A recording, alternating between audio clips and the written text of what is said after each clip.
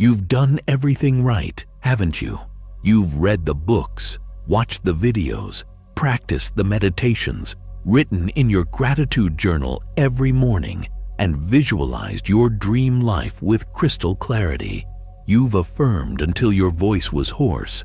You've created vision boards that could wallpaper your entire house, and you've aligned your chakras more times than you can count. Yet here you are, staring at the same bank account balance, living in the same cramped apartment, driving the same old car that makes that weird noise when you turn left, and wondering why the universe seems to have selective hearing when it comes to your dreams. Maybe you've even had those moments, those brief, shining glimpses where everything seemed to click. The money flowed a little easier. Opportunities knocked at your door. Relationships felt effortless, and you thought, finally, this is it. But then, like a cruel joke played by an invisible force, everything snapped back to exactly where it was before, or sometimes even worse. The financial abundance dried up faster than water in the desert. The opportunities evaporated like morning mist, and you found yourself right back where you started, holding the shattered pieces of what you thought was your breakthrough. And the most infuriating part? Everyone around you seems to be living proof that this stuff actually works. Your cousin manifested their dream job without even trying. Your neighbor stumbled into a windfall that paid off their mortgage. And that person you went to high school with is posting pictures from their third vacation this year, all while you're calculating whether you can afford both groceries and gas this week.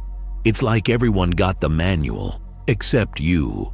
Like there's some secret handshake to the universe that nobody bothered to teach you. But here's what's really happening, and this might sting a little. You haven't been failing at manifestation. You've been succeeding at it perfectly. Every single day, with laser-like precision, you've been manifesting exactly what your deepest, most hidden frequency is, broadcasting to the universe. The problem isn't that manifestation doesn't work. It's that it works too well. It's that it's working on a level so deep, so hidden from your conscious awareness, that you don't even realize you're the one creating the very limitations you're desperately trying to escape. Think about it like this.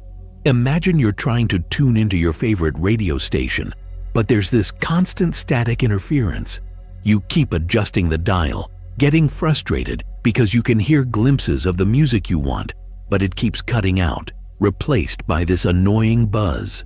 You assume the radio is broken, or maybe the station is down. But the real problem is that there's another signal, a stronger, more persistent signal, broadcasting on the same frequency.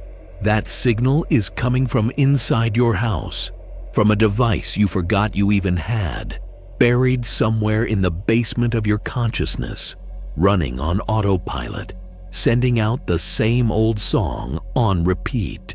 Your financial struggles, your relationship patterns, your career limitations. They're not random events happening to you. They're not punishment from a vindictive universe or evidence that you're somehow unworthy of abundance. They're reflections. They're mirrors. They're your own energy, your own frequency, perfectly reflected back to you through the quantum field that connects all things. And the most profound truth you're about to discover is that these mirrors aren't showing you what you lack. They're showing you exactly what needs to be healed. Every time you find yourself thinking, "Why does this keep happening to me?" you're asking the wrong question. The question that will change everything is, what is this trying to show me about myself? Because that recurring financial stress, that pattern of attracting the wrong people, that cycle of getting close to your goals only to sabotage yourself at the last moment, these aren't obstacles to your manifestation. They are your manifestation. They are the universe's way of holding up a quantum mirror and saying, look deeper, feel deeper, heal deeper. You see, consciousness isn't just about what you think or what you believe on the surface. Consciousness includes everything. Your thoughts, yes, but also your emotions, your memories, your trauma, your nervous system's response to safety and danger, your ancestral patterns, your cellular memory, and every single experience that has ever shaped how you relate to the world. When we talk about raising your vibration or aligning with abundance, we're not just talking about thinking positive thoughts. We're talking about healing the fractures in your energetic field, the places where your energy is split between what you consciously want and what you unconsciously fear. Most people approach manifestation like they're placing an order with the universe. I'll take one dream job, one soulmate relationship, and $1 million, please. But the universe isn't a cosmic vending machine. It's a responsive field of infinite possibility that mirrors back to you the totality of what you're being, not just the sliver of what you're thinking.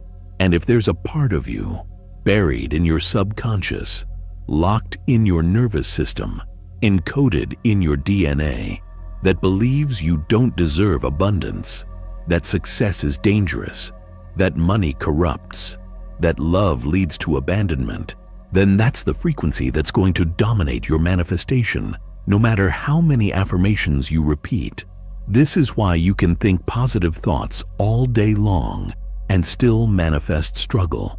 This is why you can visualize abundance with perfect clarity and still find yourself choosing scarcity. This is why you can know, intellectually, that you deserve love, success, and happiness, yet keep creating experiences that prove the opposite. The conscious mind is like the tip of the iceberg. It's visible, it's vocal, it's the part you're aware of. But the subconscious mind is the massive, hidden portion beneath the surface, and it's running programs that were installed before you even had the language to understand what was happening to you. Maybe you learned, before you could even walk, that money was the root of evil because you watched your parents fight about bills every night. Maybe you absorbed the belief that rich people are selfish because that's what you heard at the dinner table. Maybe you internalized the message that success requires sacrifice because you watched your successful parent miss every important moment of your childhood. Or maybe you learned that love isn't safe because the people who were supposed to protect you were the ones who hurt you the most. These aren't just beliefs, they're survival programs. They're your nervous system's way of keeping you safe based on what it learned about the world when you were too young to question whether these lessons were actually true.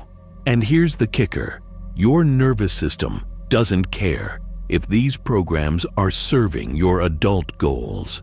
It only cares about keeping you alive, and if staying small, playing it safe, and expecting disappointment has kept you alive this long, then that's what it's going to keep doing, even if it's slowly killing your dreams in the process. But what if I told you that every single limitation you're experiencing right now is actually a doorway? What if every financial struggle, every relationship disappointment, every career setback is actually your soul's way of saying, here's what needs to be healed so you can step into the fullness of who you came here to be? What if the very thing you've been fighting against, that pattern, that struggle, that recurring theme in your life, is actually the key to your breakthrough? If what I'm sharing is resonating with you, if you're feeling that familiar tingle of recognition, that sense of, finally, someone gets it, then you're in the right place. Drop a comment below and let me know. What pattern keeps showing up in your life that you're finally ready to understand differently? Your willingness to see this pattern as a mirror rather than a mistake is the first step toward the quantum leap you've been seeking. Because here's what nobody tells you about manifestation. The problem isn't that you don't know how to create. You've been creating perfectly your entire life. The problem is that you've been creating from a wounded frequency, and until you heal that frequency, until you clear the static from your energetic signal, you'll keep manifesting the same patterns over and over again, no matter how many new techniques you learn or how desperately you want things to change. The real question isn't how to manifest. It's how to heal what's been blocking your natural manifestation abilities all along. And that healing, that's where the magic really begins.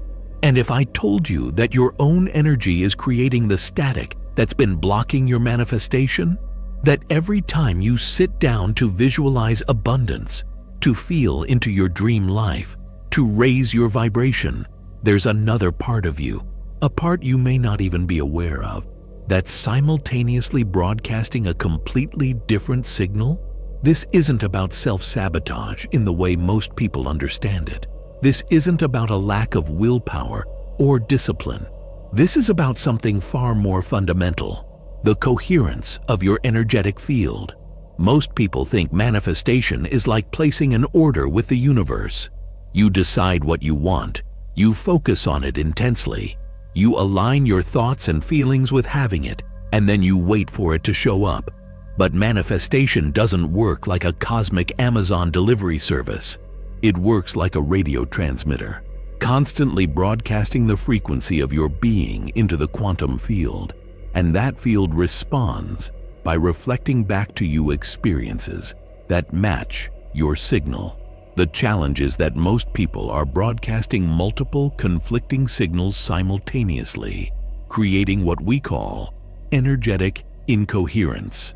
Imagine you're trying to tune into a radio station, but instead of one clear signal, you're receiving 5 different stations at once.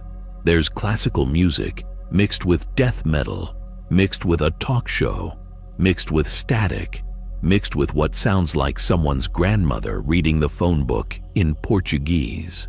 You can't make sense of any of it because the signals are interfering with each other, creating chaos instead of clarity. This is exactly what's happening in your energetic field when you try to manifest from an unhealed state.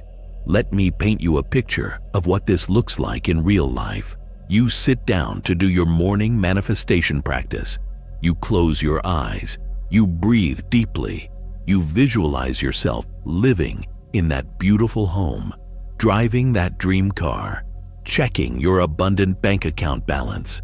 You feel the excitement, the gratitude, the joy of having everything you desire. In that moment, you're broadcasting a clear signal of abundance, success, and worthiness. Your frequency is high, your visualization is vivid, and you're genuinely feeling as if your dreams are already real.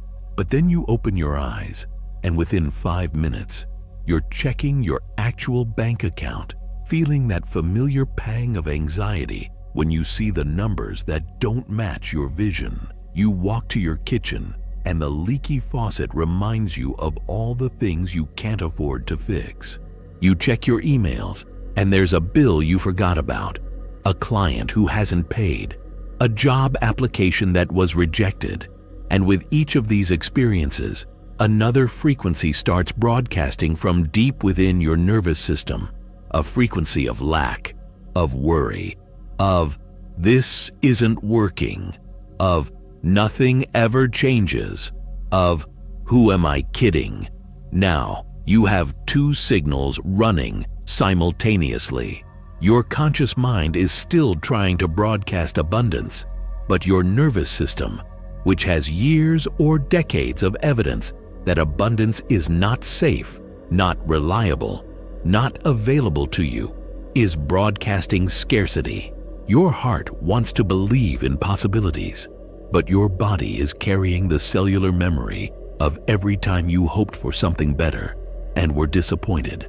Your spirit knows you're worthy of miracles, but your subconscious is replaying every message you ever received about your limitations. This is energetic incoherence, and it's the hidden reason why most people struggle with manifestation. It's not that they don't want it badly enough, or that they don't deserve it, or that the universe is playing favorites. It's that they're simultaneously broadcasting yes and no, I can and I can't, I'm worthy and I'm not enough. And when you send mixed signals into the quantum field, you get mixed results. But here's where it gets really interesting. And this is something that most manifestation teachings completely miss. Your incoherent signal isn't random. It's not just chaotic noise that you need to somehow override with more positive thinking. Your energetic static has a pattern, a signature, a story it's trying to tell.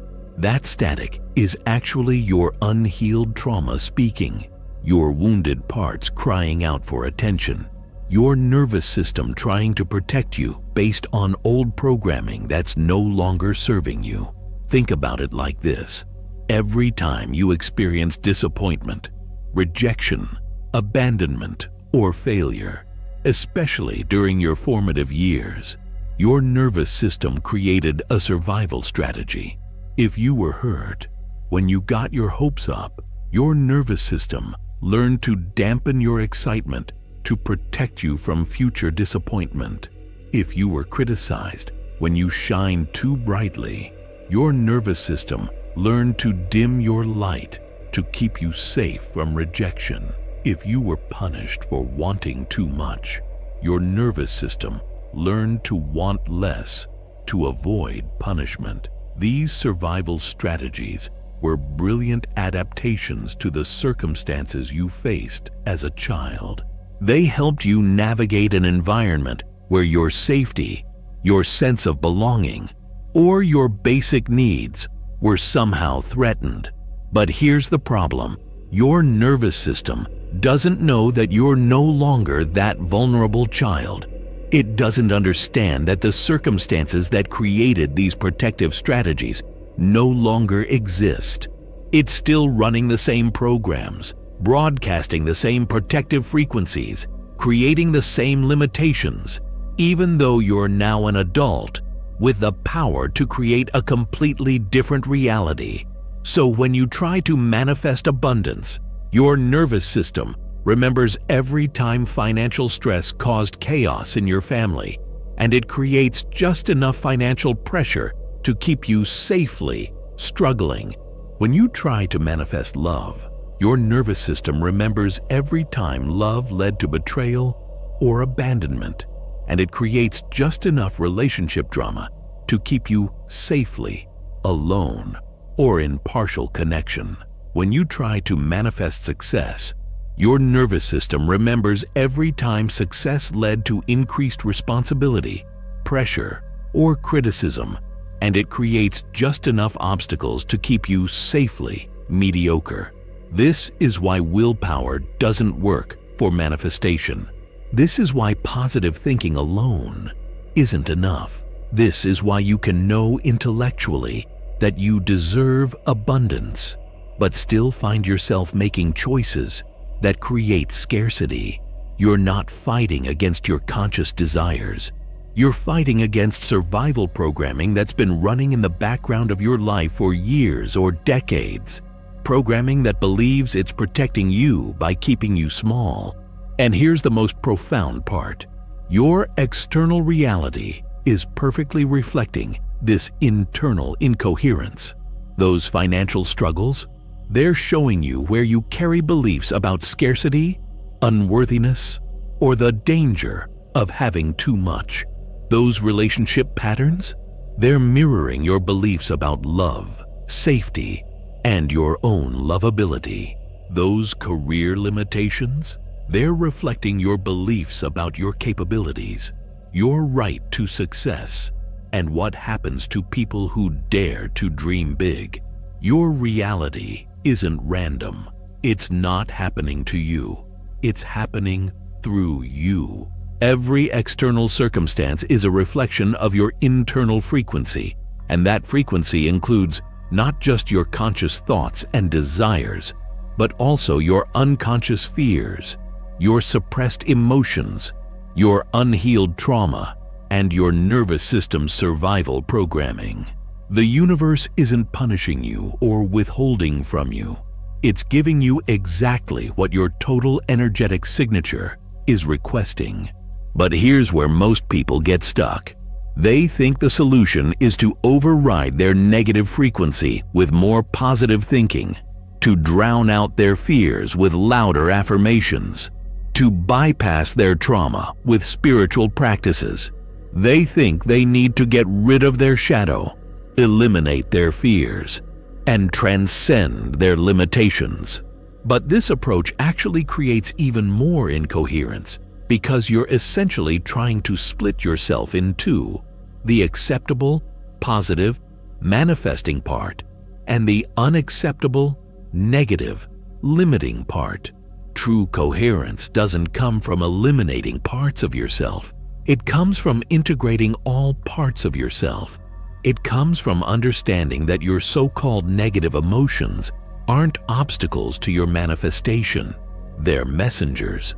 Your fears aren't enemies to be defeated. They're protectors that need to be understood and honored. Your trauma isn't a shameful secret to be hidden. It's information about what needs to be healed so you can access your full power. When you approach your incoherence with curiosity instead of judgment, with compassion instead of criticism, something magical happens. Instead of trying to force your frequency to change, you start to understand why it developed in the first place. Instead of trying to override your survival programming, you start to dialogue with it, to appreciate what it was trying to protect you from, and to gently show it that those old threats no longer exist. This is what creates true energetic coherence, not the absence of all challenging emotions or limiting beliefs, but the integration of all parts of yourself into a unified field of awareness. When you can hold space for both your dreams and your fears, both your excitement and your anxiety, both your power and your vulnerability, you stop broadcasting mixed signals. You start broadcasting the frequency of wholeness, of integration, of someone who has made peace with all aspects of their humanity while still choosing to create something beautiful. And when your frequency becomes coherent, when all parts of you are aligned behind your conscious intentions, when your nervous system feels safe enough to support your dreams, when your subconscious programming is in harmony with your conscious desires, manifestation stops being a struggle and becomes as natural as breathing. You're no longer fighting against yourself to create what you want. You're no longer sending mixed messages to the universe. You're broadcasting one clear, powerful signal, the signal of someone who knows they deserve abundance, who trusts their own creative power, and who is ready to receive all the good that life has to offer. But achieving this coherence isn't about fixing yourself or getting rid of your negative parts. It's about something far more profound and infinitely more healing.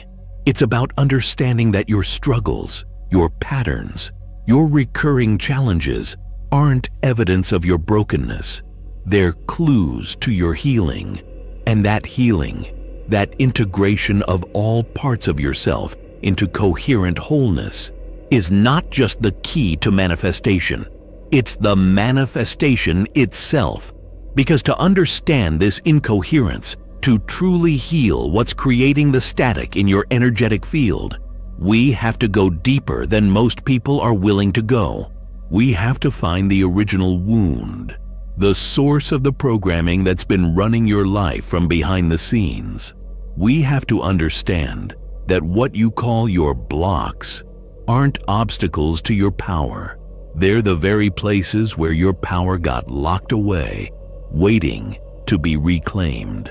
And that reclaiming, that's where everything changes. That static in your energetic field isn't a defect. It's an echo of your past, and it has a name, a face, a story that shaped everything you believe about what's possible for you.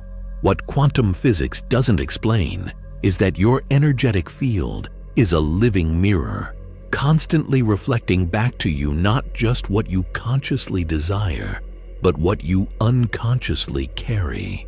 And what it reflects most powerfully are the moments when your innocent trust in life was shattered, when your natural expectation of love, safety, and abundance was met with pain, rejection, or scarcity.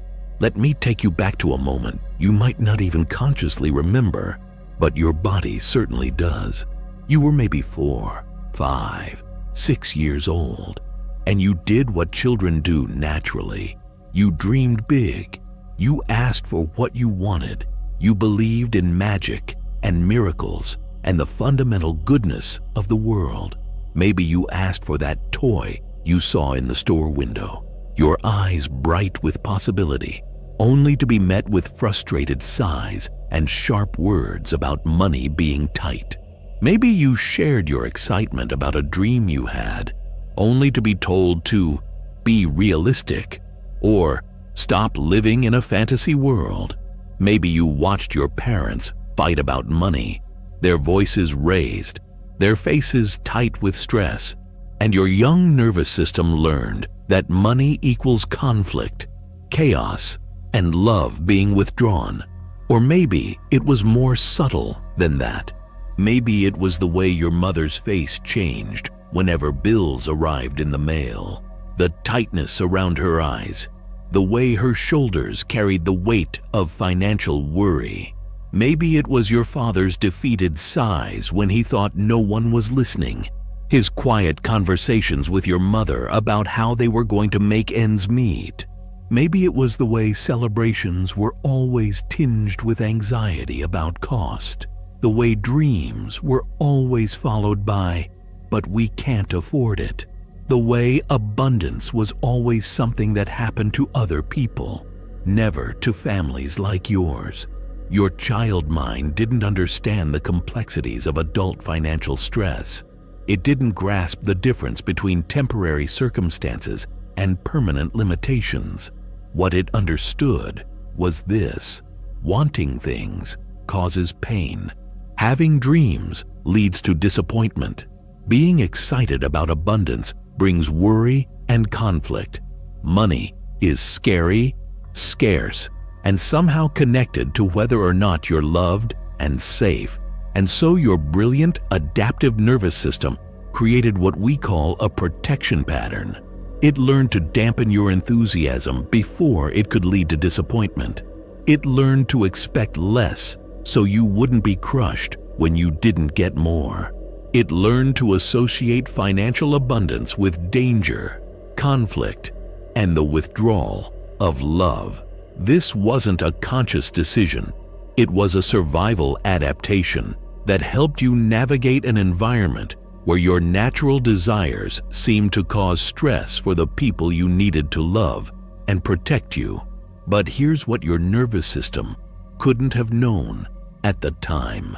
This protective pattern that helped you survive childhood would become the very thing that limits your adult manifestation abilities.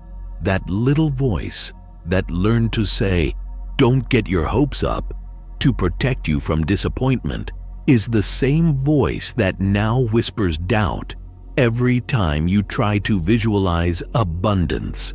That nervous system response that learned to contract around money to avoid family conflict is the same response that now creates anxiety every time abundance starts flowing into your life. This is what we call the observer effect in quantum manifestation. In quantum physics, the observer effect describes how the very act of observing a quantum system changes the system itself. But in the realm of consciousness and manifestation, the observer effect works differently. You don't just observe your reality, you observe your reality through the lens of your unhealed wounds. And that wounded observation creates more evidence for the original wound. Let me show you how this works. Every time you look at your bank account, you're not just observing numbers on a screen. You're observing those numbers through the filter of every financial fear you've ever carried, every story you were told about money, every moment when scarcity felt like life or death. Your observation is colored by your wound, and that wounded observation actually influences what you create next. You're not seeing reality objectively. You're seeing reality through the lens of your protection patterns, and that lens shapes what you're able to perceive as possible. If your wound says money is scarce and dangerous, then every financial interaction becomes evidence for that belief. When abundance flows, your wound interprets it as temporary luck that will surely disappear. When scarcity shows up, your wound says, "See, I told you so." You're not observing neutral financial circumstances. You're observing financial circumstances through a filter that was created to keep you safe from financial disappointment. And that filter literally shapes what you're able to create and receive. This is why you can do all the manifestation techniques in the world and still find yourself recreating the same patterns. You're trying to create abundance while simultaneously observing your life through the lens of scarcity programming. You're trying to manifest love while observing relationships through the filter of abandonment fears. You're trying to create success while viewing opportunities through the lens of unworthiness beliefs. Your observation itself is creating the very limitations you're trying to transcend. But here's where it gets even deeper. And this is the piece that will change everything for you. Your external reality isn't just reflecting your current thoughts or beliefs. It's reflecting the original wound that created your protection patterns in the first place. That financial struggle you keep experiencing isn't just about your current relationship with money. It's your inner child's original wound around abundance, still looking for healing. That relationship pattern you can't seem to break isn't just about your current dating choices. It's your heart's original injury around love, still seeking resolution. Your reality is essentially your soul's healing system in action. Every challenging pattern, every recurring struggle, every limitation that feels frustratingly familiar is actually your consciousness creating opportunities for you to finally heal the wounds that have been running your life from behind the scenes. The universe isn't punishing you with these patterns. It's offering you exactly the circumstances you need to meet, embrace, and heal the parts of you that got hurt so long ago. Think about it this way. If you carry a wound around financial scarcity from childhood, your adult life will continue to create financial challenges until you're finally ready to meet that wound with the adult wisdom, resources, and love it needs to heal. If you carry a wound around abandonment or rejection, your relationships will continue to trigger that wound until you're ready to give your heart the safety and security it's been seeking. Your external circumstances aren't random. They're perfectly designed to bring your deepest wounds to the surface so they can finally be healed. This is why traditional manifestation techniques often fail or create only temporary results. They're trying to override your protection patterns instead of healing the wounds that created those patterns in the first place. They're trying to force a new frequency without addressing the original trauma that's keeping your nervous system locked in survival mode. It's like trying to grow a garden in soil that's contaminated.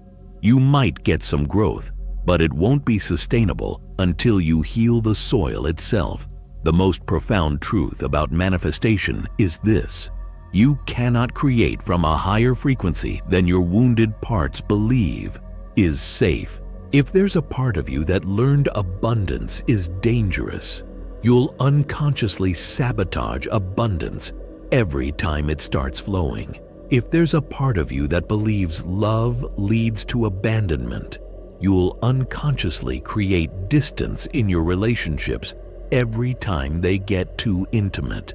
If there's a part of you that learned success brings criticism or increased responsibility, you'll unconsciously limit your success to stay in your comfort zone. But when you understand that your limitations aren't evidence of your brokenness, but rather invitations to heal your original wounds, everything changes. Instead of fighting against your patterns, you start to see them as messengers. Instead of judging your triggers, you start to recognize them as doorways. Instead of trying to bypass your trauma, you start to understand it as the key to your liberation. Your wounded inner child isn't an obstacle to your manifestation. It's the part of you that holds your greatest creative power. That little one who learned to dim their light to stay safe is the same one who naturally believes in magic, miracles, and infinite possibility. That part of you that learned to expect disappointment is the same part that once expected wonder around every corner. That nervous system that learned to protect you from pain is the same system that, when healed, can support you in creating beyond your wildest dreams. The journey isn't about getting rid of your wounded parts. It's about reclaiming them, healing them, and integrating them back into wholeness. It's about going back to those original moments when your power got locked away and saying to that precious part of you, "I see you. I understand why you've been protecting me. You did such a good job keeping me safe, but now I'm strong enough, wise enough, and resourced enough to handle what you were protecting me from. You can rest now. You can trust me now. We can dream big now." When you heal at this level, when you reclaim the parts of yourself that got lost along the way, manifestation stops being something you do and becomes something you are. You don't have to force abundance. You become someone who naturally attracts it because there's no longer any internal resistance to receiving it. You don't have to chase love.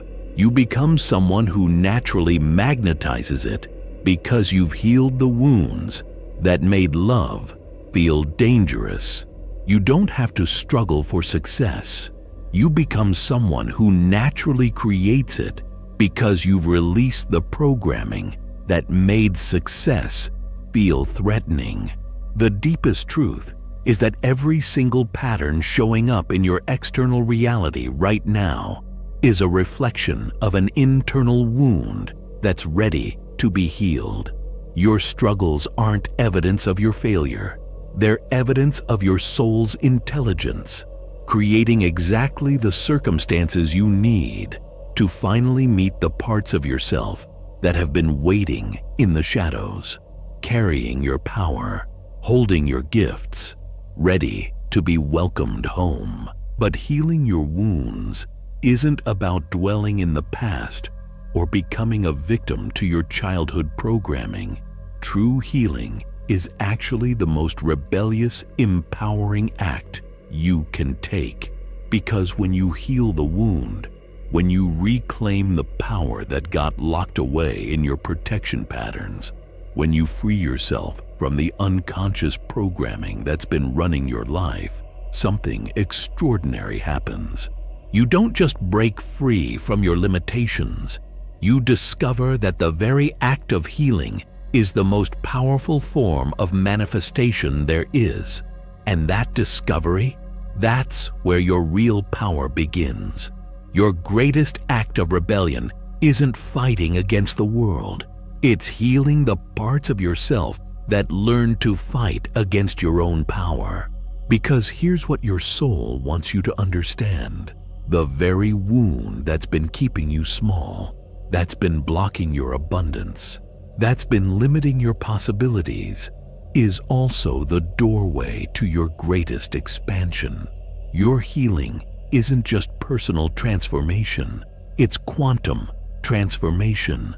And when you heal at this level, when you reclaim the power that got locked away in your protection patterns, you don't just change your life, you change your reality at the most fundamental level.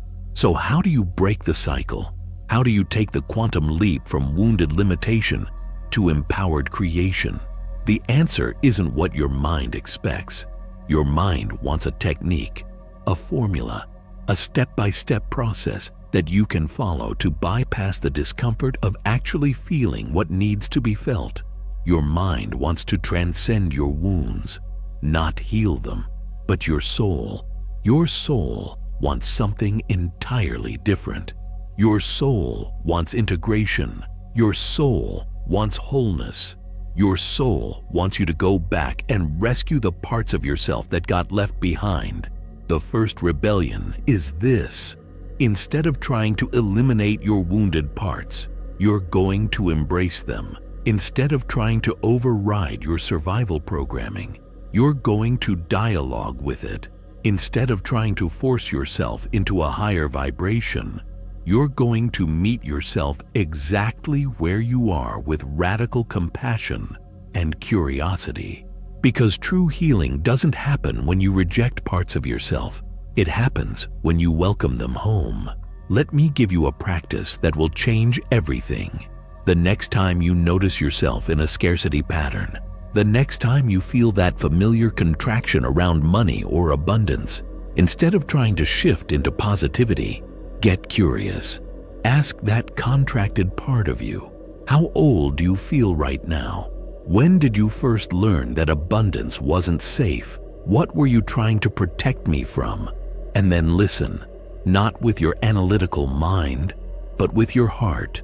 What you'll discover is that your scarcity patterns aren't random. They're intelligent. They developed for a reason, and they've been trying to protect you based on outdated information about what's safe and what's dangerous. That part of you that panics when money flows abundantly isn't sabotaging you.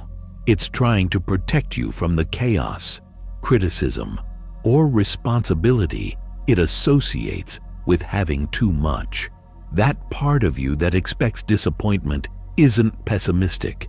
It's trying to protect you from the heartbreak it experienced when you hoped for something beautiful and it didn't happen. The second rebellion is learning to breathe as the observer instead of breathing as the survivor. Most people, when they feel triggered, when they feel that familiar contraction of old programming, they start breathing as the wounded child, short, shallow breaths that signal danger to the nervous system.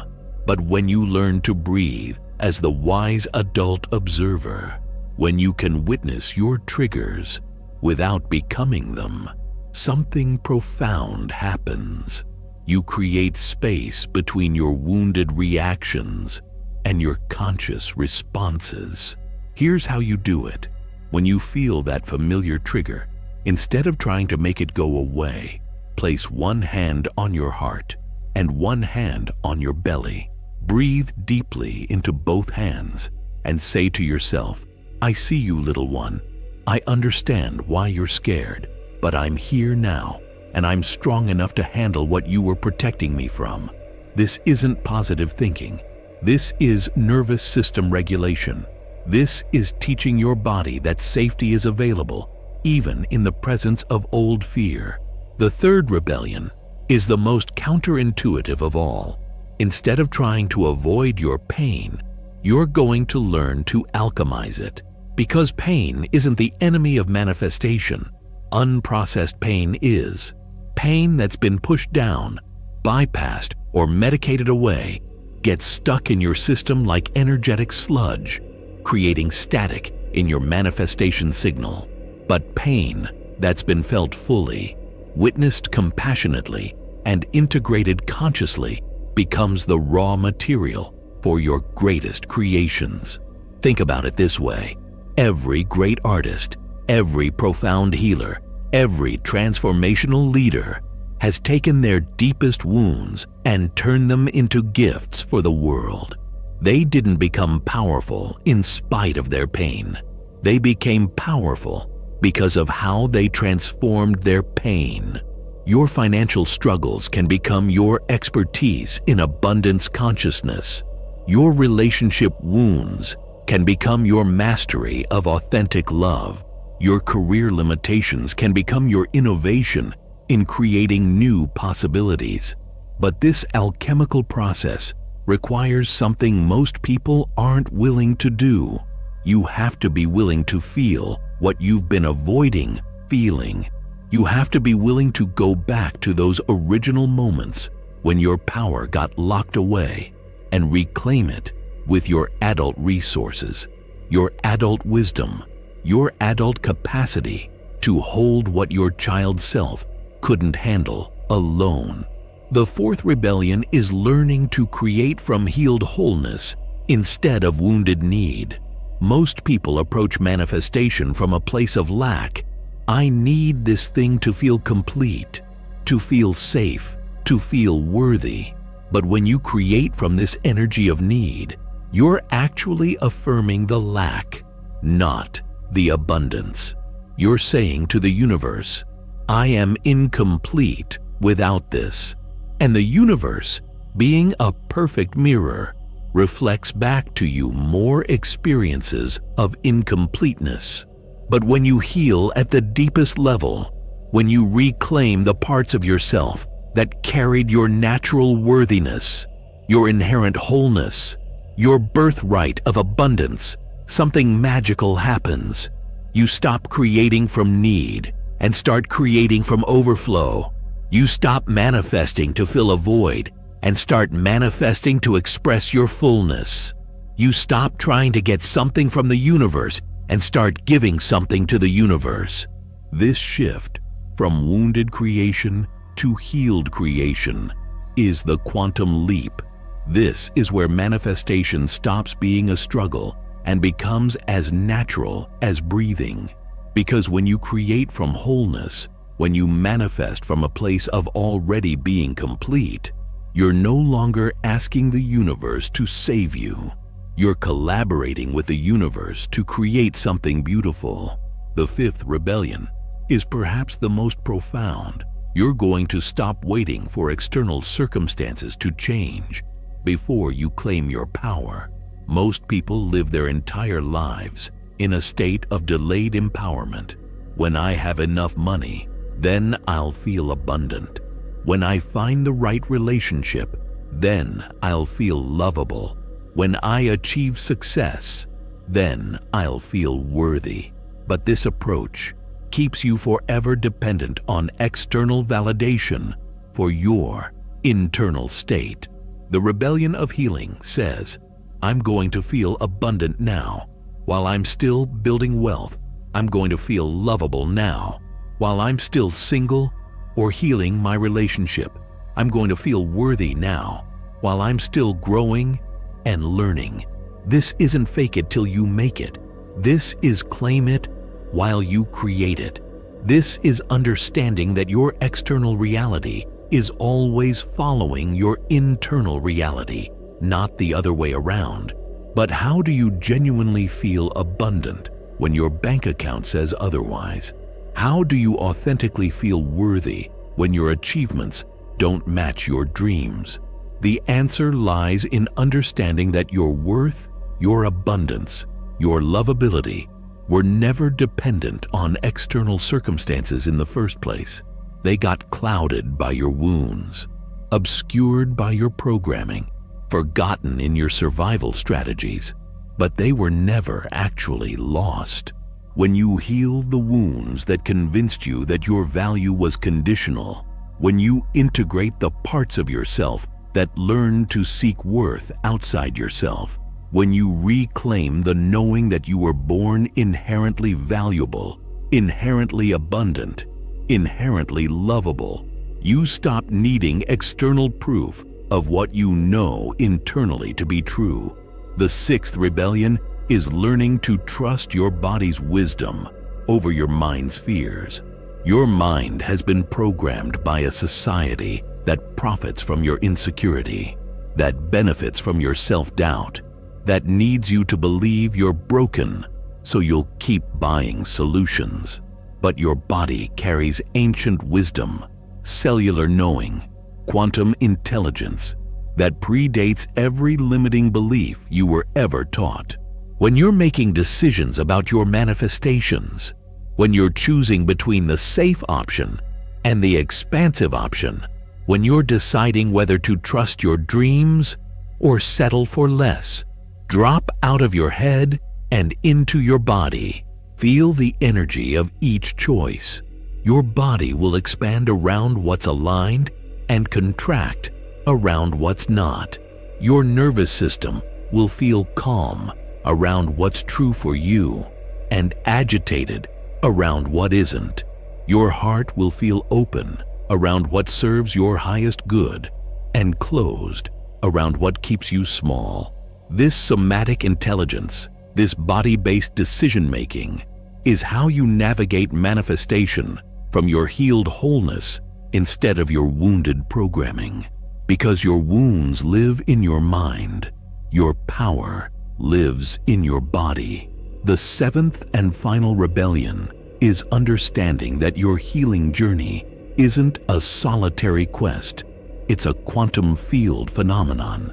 When you heal your wounds, when you reclaim your power, when you break free from the programming that's been limiting your reality, you're not just changing your own life, you're changing the morphic field for everyone who shares similar wounds, similar patterns, similar struggles. Every time you choose healing over hiding, integration over bypassing, wholeness over fragmentation, you're making it easier for others to make the same choice. Every time you break a generational pattern, you're freeing not just yourself, but everyone who comes after you.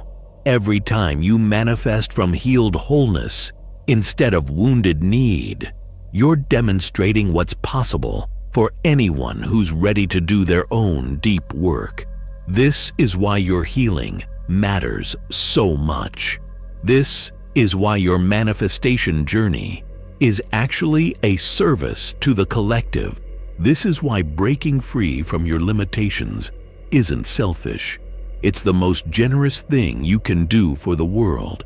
Because when you live as proof that healing is possible, that transformation is available, that anyone can break free from their programming and create a reality that reflects their deepest truth, you become a walking invitation for others to do the same.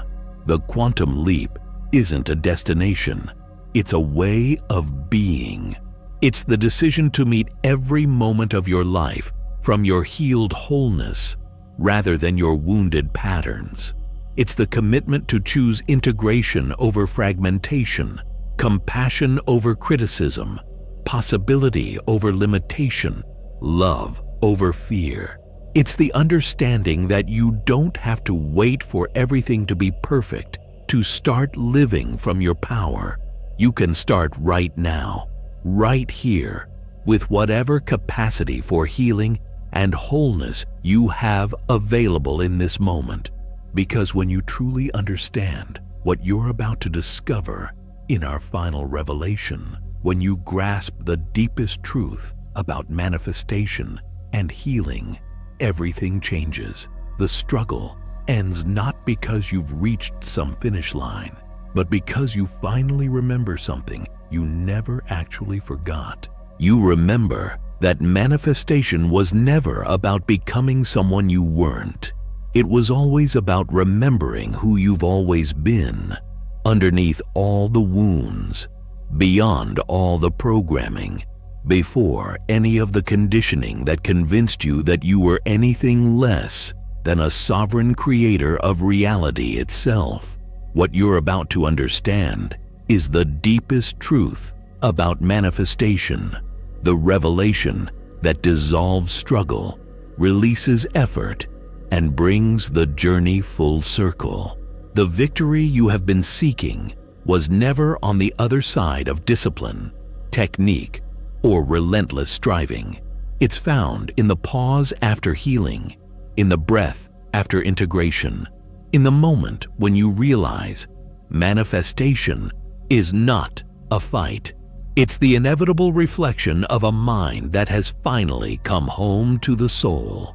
All this time, you believed that manifesting your dreams required you to become someone else, a wealthier, luckier, more skilled, lovable, or deserving version of who you already are. You measured your progress in milestones and external changes, collecting evidence that you were moving closer to the future you desired. But in the quantum field, past, present, and future are one. And in the ultimate paradox, the version of you who is abundant, healed, and whole exists right now, not as a distant possibility, but as a living frequency. Quantum healing is about tapping into this energy, clearing physical, emotional, and mental blocks by connecting to alternate versions of yourself that are already healed, thriving, and living a great life. Visualization is not a tool for daydreaming. It's a portal to shape reality itself. With every breath, every intention, you aren't working toward becoming someone new. You are remembering the original wholeness that was always within you. As you approach the end of this journey, notice the shift in your energy. The desperation to control reality softens. The need to hustle for worthiness quiets. Instead, a steady awareness arises. You are both the maker and the mirror, the creator and the creation. The external world no longer dictates your sense of self. Instead, your healed wholeness reflects effortlessly as reality responds to your deep alignment. See the paradox. Manifestation requires no effort once your frequency stabilizes, no struggle once coherence is achieved. Your life becomes the outpicturing of your healed state. The more you've moved from resistance to acceptance, from fragmentation to integration, the more every external victory becomes a confirmation of your internal reunion. This isn't just poetic, it's quantum.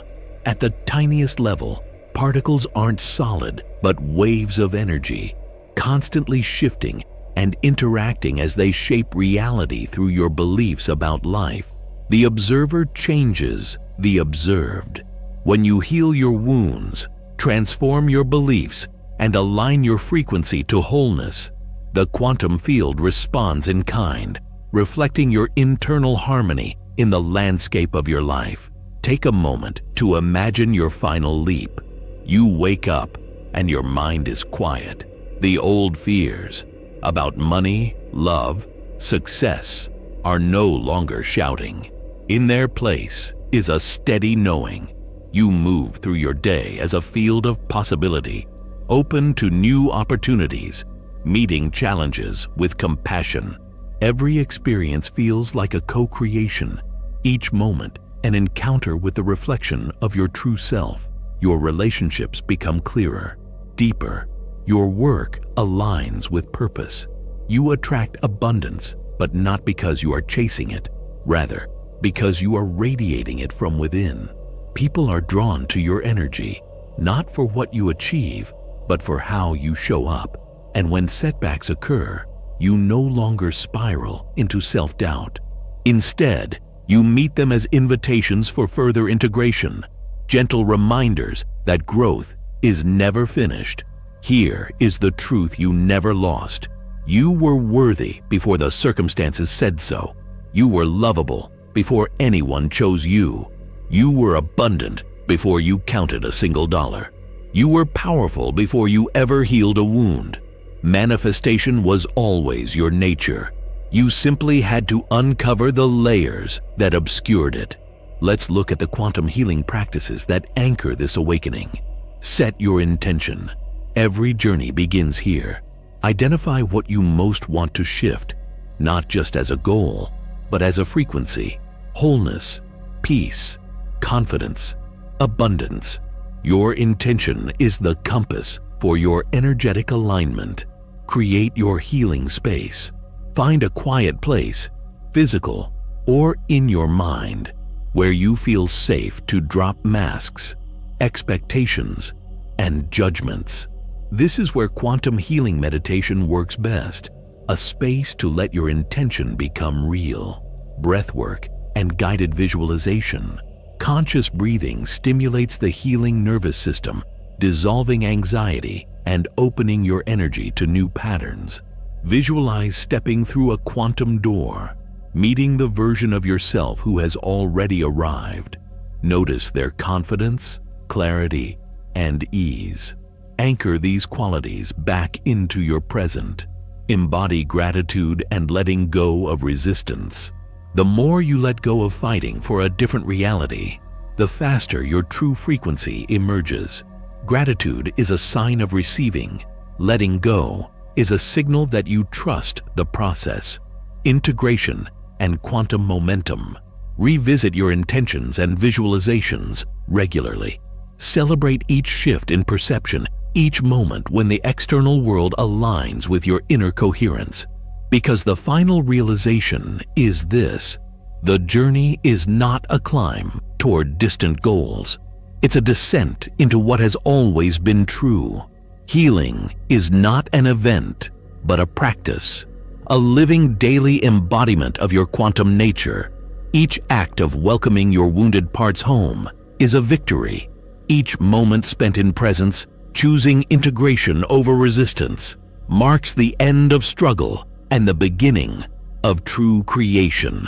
This is the heart of the guide to the quantum leap, the reflection of the journey, the frequency clinic, the truth about manifestation, and the healing compass. All stories pointing to the same horizon. Manifestation is never earned, only remembered. You do not become your future self. You rediscover the original wholeness that survived every wound and waits to greet you under all the layers of survival and striving. Your awakening is not a final destination, but the moment you recognize yourself in the mirror of reality. You see your wins, your struggles, and your growth all reflecting the same truth. You are the creator, the witness, and the healed. No longer searching, now remembering. If this journey spoke to you, honor your process by sharing your insights below. Like, comment, and subscribe, not for validation, but to claim your participation in a quantum field of healing. Share this video with anyone still striving, still searching, still waiting to remember who they are. And for those ready to go deeper, you'll find further resources for living a healed, manifesting life in the description. You are, finally, utterly, irrevocably, the victory itself. Welcome home.